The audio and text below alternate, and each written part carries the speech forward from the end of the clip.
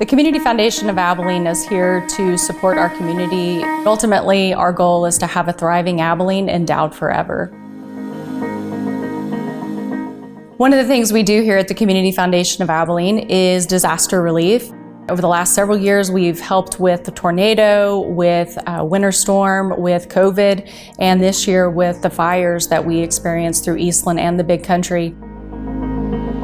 Everyone that I know that is on a volunteer fire department, they do it to help their community, help their neighbors, and most of them do it without even thinking and don't worry about themselves or their own property. That day, as fast as that fire was moving, I just wrote my house off and I was on the back side of the fire trying to help protect other houses just because of what I was hearing on the radio. According to the Texas A&M Forest Service, the Mesquite Heat fire has burned 300 acres and is 0% contained at this time.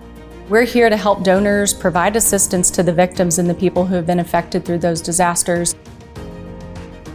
Earlier this year, we had an anonymous donor come to us with some funds for volunteer fire departments that they wanted us to have a grant cycle with. This was before any of the fires happened. This was in February.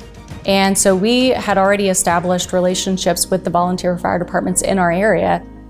When the fires happened, we were easily connected with them. We could really find out what their true needs were. And we were able to move pretty quickly on helping the volunteer fire departments meet those needs with some of the funds that we had received from our donors. That first day was a trying day for everybody.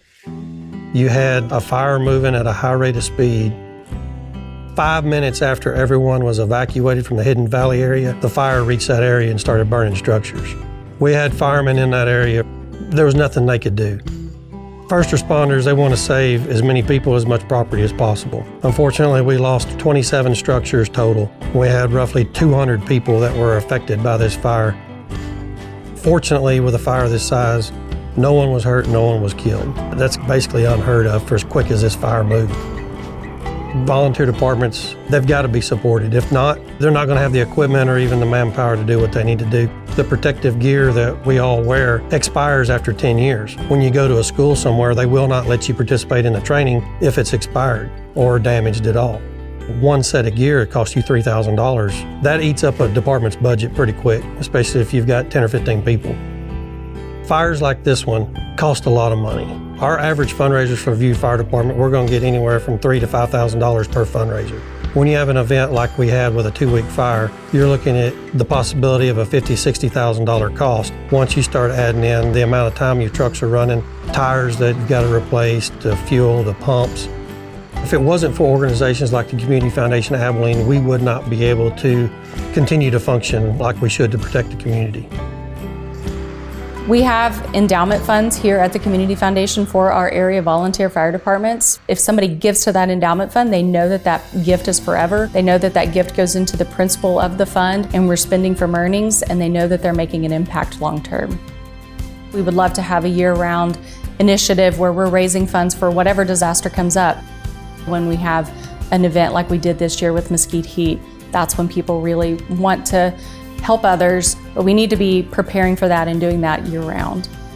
Departments try to stay trained and prepared all year long. Unfortunately, there's going to be times where you have an incident like this that just overwhelms you. Some of them can't keep going. They've got to have help from the Community Foundation of Abilene just to be able to keep the doors open and keep everyone trained and prepared for the next one. We just want to thank the donors who gave to the disaster relief this past year. Donations came from all over. They didn't just come from Abilene. They came from other states. And it was really just heartwarming to see these people want to help others in a time of need. And this was a way they could do that. And we're just honored to be a part of that.